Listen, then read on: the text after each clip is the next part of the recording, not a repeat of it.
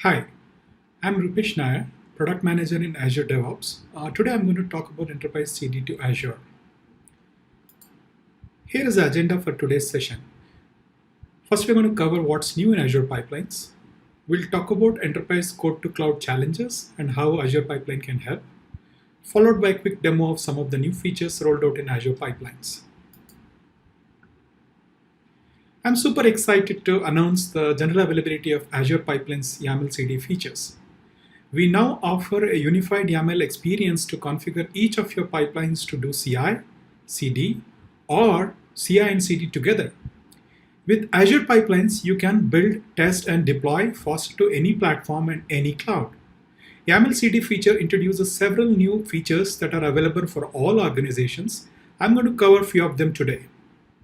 Not only you can model your CI/CD multi-stage pipelines, you can model application environments to get end-to-end traceability. You can consistently apply security, compliance with approvals and checks, decorators, artifact policies, required templates, and so on. Or how you can shift left the code quality and improve the productivity with review apps. You can practice safe deployments with out-of-the-box deployment strategy like Canary or Blue-Green to reduce the downtime and risks in your production deployments. Let's take a look at enterprise code to cloud challenges and how Azure Pipelines can help you to solve the same. We at Microsoft have been working with many enterprises. What we have seen is managing delivery of large complex applications can pose unique set of challenges. They often lead to long development, test and deploy cycles, with bulk of them being manual.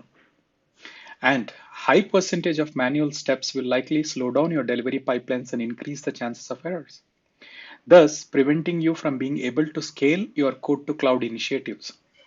In order to meet your throughput and consistency goals, the tooling should support automating a bulk of the manual steps in your delivery process, including provisioning of resources and the delivery process itself.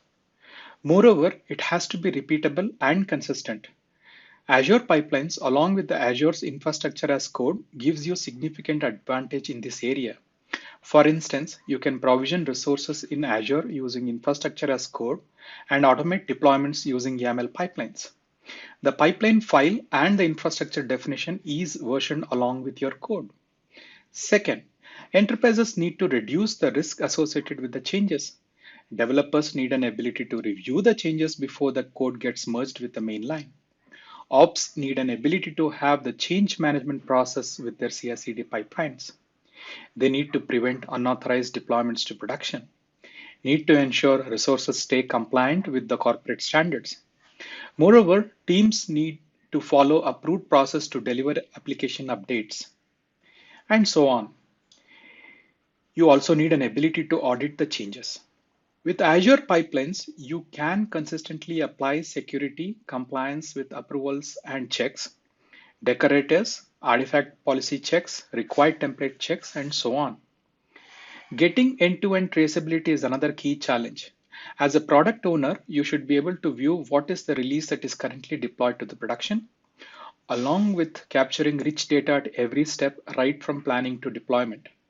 With Azure Pipelines, not only you can track associated changes and the work, but you can track it all the way down to the resource in the cloud, in this case on Azure.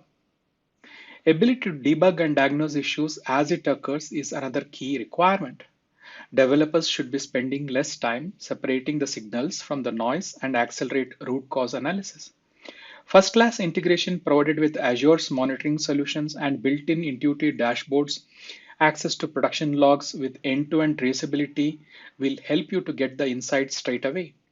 With Azure Pipelines, you can also automate and integrate into your existing service desk platforms such as ServiceNow. Last but not the least, ability to safely roll out changes to production is another challenge faced by many enterprises. Just because you are moving fast doesn't mean that you have to lose control. You can apply different safe deployment practices to minimize downtime and risk. For instance, you can roll out using canary or rolling or blue-green strategies. We'll see more about that in the demo later. Next, we are going to demo on how to get started with Azure Pipelines. In this demo, we're going to see how easy it is for you to get started with Azure Pipelines and how you can manage your pipeline configuration as code in your source control repository with the rest of your application code to ensure a repeatable and consistent application delivery process. Let's take a look at it. I'm in my GitHub repository. This is a sample app written in Go language. I'll try to configure a CI/CD pipeline for this repository using Azure DevOps Pipelines. So I'm shifting to Azure DevOps. Here is my account, and I'm under Pipelines Hub, and I'm looking at the pipelines that I already have in my account. Let me go ahead and configure a new pipeline for this repository. I'm going to pick GitHub as my repository, which has the source code. Select the repository. It has analyzed the repository and it has recommended a set of templates that are optimum for the CI/CD configuration. For this demo, let me pick up deploy to Azure Kubernetes template. It has loaded all the subscription that I have access to. So let me pick the subscription that I'm interested in. And within this subscription, now I can target the Azure Kubernetes service where I want this application to be deployed to. Let me go ahead and configure this pipeline. So it has given me the entire YAML file, which has both the build and the deploy steps in it.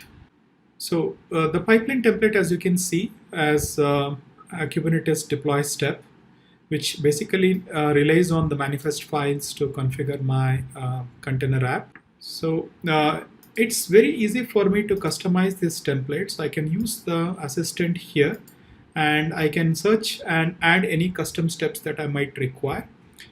And we have out of the box a ton of Azure tasks that you can target various Azure services. You can run your custom CLI scripts or deploy to app service, or even provision your own application resources using the Azure infrastructure as code templates. Or you can deploy to Azure MySQL, Azure Functions, IoT Edge, Key Vault, and the list is endless. What you need to do now is to save and run this pipeline. For the sake of this demo, I'm going to skip that part. I'm going to jump over to the pipeline that I've already configured.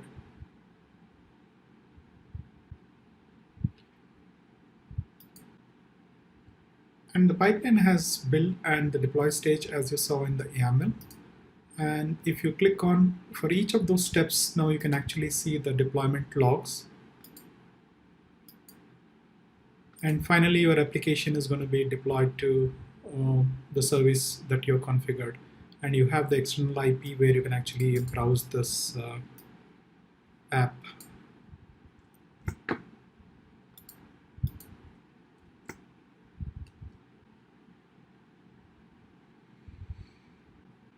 Getting back to the presentation, let's recap. What we've seen is like how easy it is for you to get started with Azure Pipelines. And it has first-class integration to Azure. You can connect to Azure with one click, and you can target any of the resources that are available in Azure with a simple click. And to recap, all you need to do is connect to your GitHub repository, start with the pre-built template, configure the parameters, save and run. That's all it takes. Let's move to slightly advanced capabilities. In this demo, we are going to learn about two concepts: environments, and how environments is going to help you with end-to-end traceability, and review apps for improved collaboration. What's an environment? Environment is a collection of resources that can be targeted by deployments from a pipeline. Environments can include Kubernetes cluster, Azure web apps, virtual machines, databases, and any resource where your code gets deployed. Typical examples of environment names are like dev, test, QA, staging, and production. And review apps works by deploying every pull request from your Git repository to a dynamically created resource in an environment. That way, the team can see the changes in the PR as well as how they work with other dependent services before they are merged into the mainline branch. Let's start with the new pipeline again. This time again, I'm going to select the repository.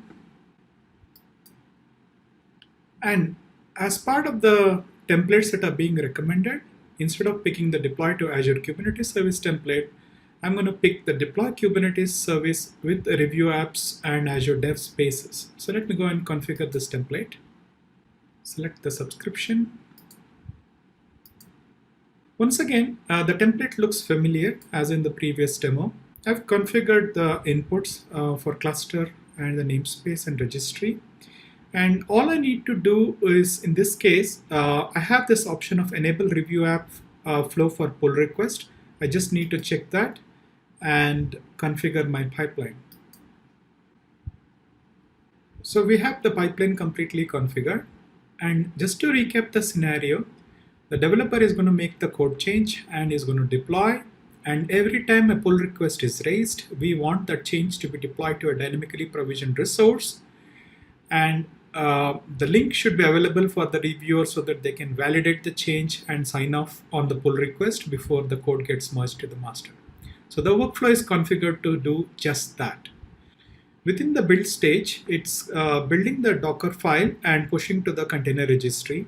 And within the deploy stage, we have two jobs. One that gets triggered whenever the request is coming from the pull request branch, and the other one which is happening from any other branch, like for example, master. In case of pull request, it has this review app step. Basically what it does is, it is going to create a new namespace and it will deploy the resource to that new namespace using the kubectl deploy step. And once it is deployed, it will also make sure that the link is available and updated in the pull request so that the reviewers can go and check the changes. And in case once the pull request gets merged, the deploy stage or this job gets triggered, which does the normal deployment as usual. Within the deploy stage, you can see there's an environment keyword, and it has actually provisioned a new environment resource for you, and it is targeting the cluster. And all you need to do now is like save and run this pipeline. I have already a pipeline that is configured, so let me jump back to that and walk you through the changes there. The pipeline that I've configured a few minutes before the demo. Let me pick the latest run. And once again, there are two stages in it, build and deploy stage. And the deploy stage, as you remember, had two jobs, the pull request deploy job or a regular deployment step. And I was also referring to the fact that it provisioned the environments for you as well within the YAML configuration. So if you click on the environment, you can see the environment that has been set up in the pipeline for you. And you can actually view the environment resource. In this case, I have this namespace where originally that I have picked and configured the pipeline. And through the workflow, it has configured a new namespace for me. And my changes are actually deployed to this namespace. And I can go back to my repository and I can look at the change and review the app changes. And finally, I can actually sign off on the pull request. And let me take you to the pull request to show the checks that have been applied by the review app scenario here. As you can see here, the review app has been deployed and is available at this URL. And the reviewers can now check the changes that are intended, and then finally they can sign off on their pull request. In this case, I've already closed the pull request here.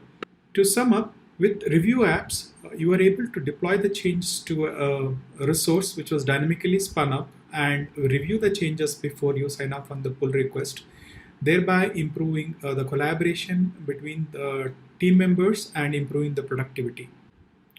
Let's talk about environment. The advantage of using environments include the following. You get the complete deployment history along with the pipeline name, and the run details are recorded for each of the environments and the resources that have been targeted. Traceability also allows you to track whether the code change or the commit has reached an environment. Another advantage of environment is ability to kind of secure the environment from unauthorized use.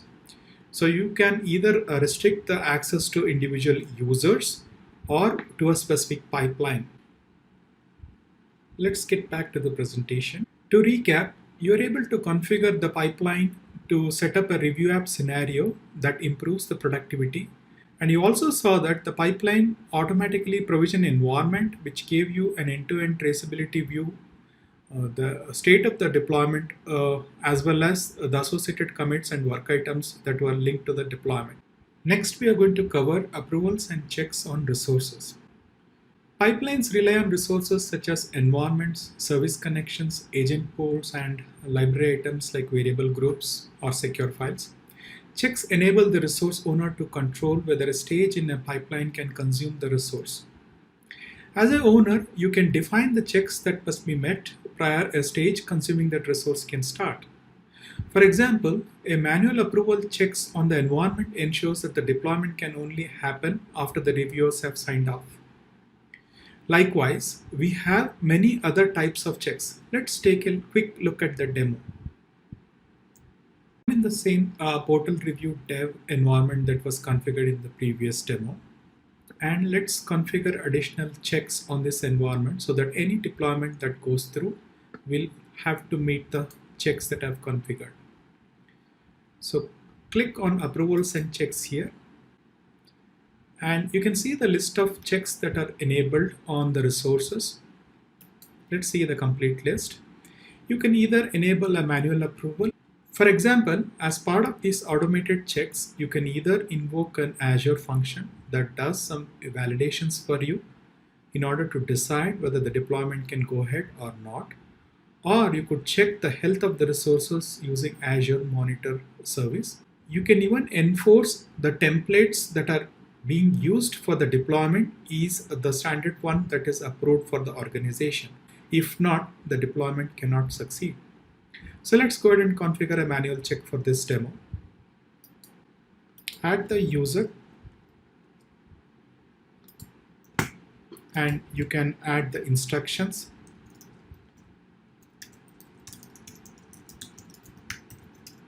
Let me go ahead and add this check. And I'll go back to the pipeline and trigger a new run.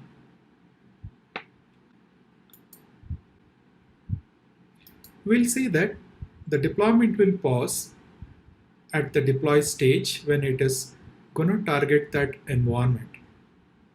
Let me fast forward this a bit. Deployment is now waiting for an approval before it can proceed. Let me go ahead and approve. And now the deployment has been queued, and you can see that one of the checks that has been configured has passed. With this, let's head back to the presentation. What we have seen is with approvals and checks, you can prevent unauthorized deployment to production.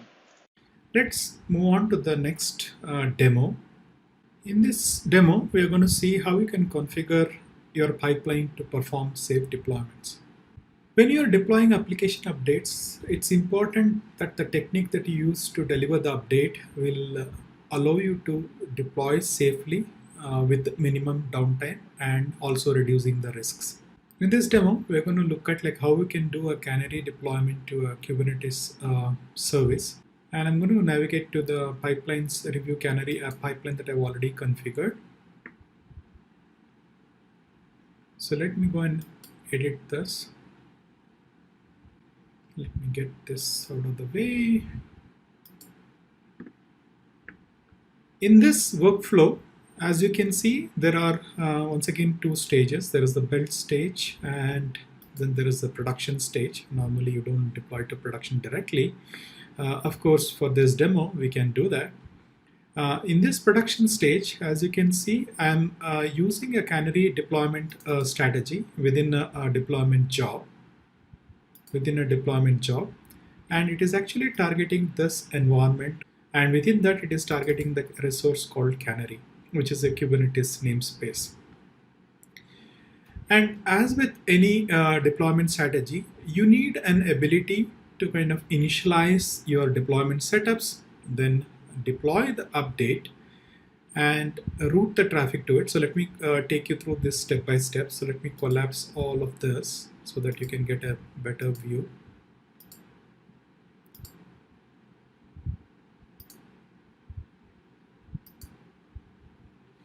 So at a high level, you can see the structure of the canary deployment strategy that is available within the YAML pipeline for you.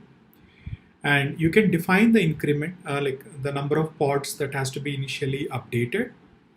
As part of the deployment strategy, you have an option to specify your pre-deployment steps. In this case, I don't have anything other than like a script that echoing I'm going to initialize the deployment.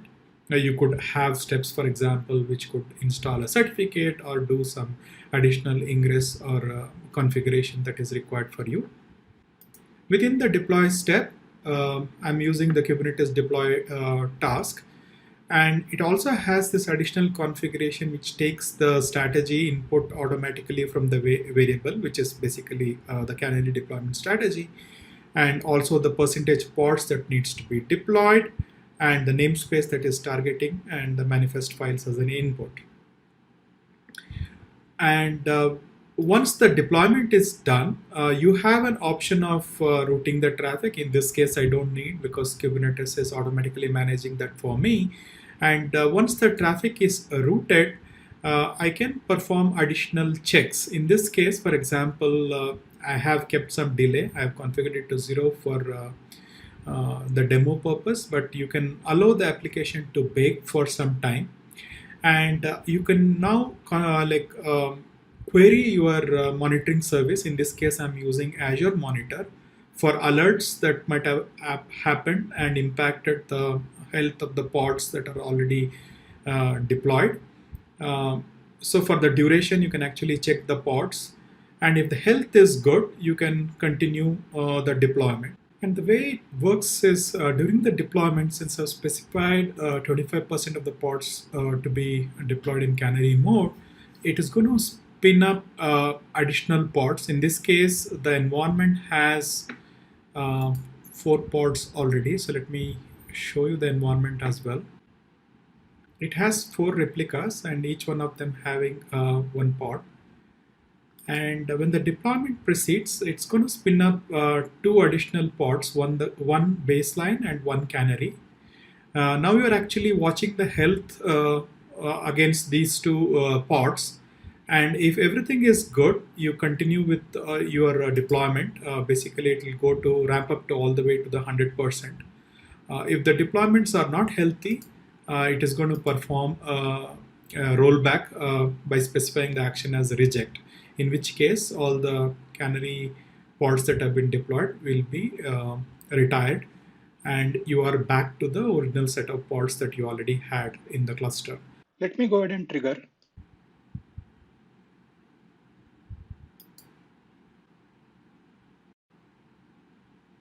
Let's fast forward a bit.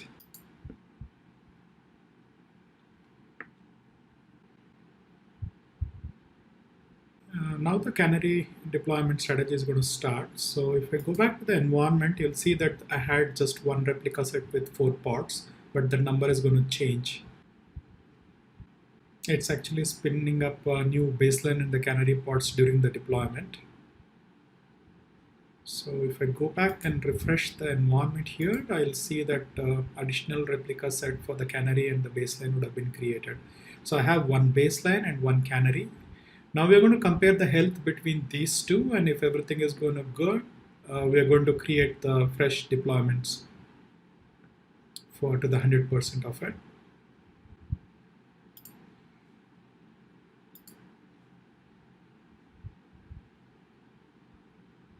So now it is going to replace the 4 pods with the 4 new pods with the latest image from the deployment. Let's get back to the presentation. What we have seen that is you can customize the workflow to orchestrate safe deployment so that you can minimize risk and downtime. Combined with Azure monitoring integration or any other monitoring solutions, you can configure the pipeline to automatically roll forward or roll back. To summarize, Azure Pipeline YAML CD features are now generally available. With this, you can configure the pipeline to do CI or CD or CI and CD in a unified YAML experience. You can build, test, deploy faster to any platform or any cloud. And we have seen demos around like how you can get started easily, how you can apply security and compliance using approvals and checks, or even other checks like required templates or evaluate artifact policy checks and so on. We have seen how you can use review apps for effective collaboration and improve productivity, and also like how you can use safe deployment practices like canary or blue-green strategy from within the YAML pipeline. To summarize, Azure Pipelines has a built-in integration with Azure. It allows you to connect your subscription with a single click, and you can target any resource within Azure using pipelines. We, as Microsoft, recommend Azure Pipelines as the CI/CD solutions to deploy to Azure. Here are some resources for you to get started. Thank you.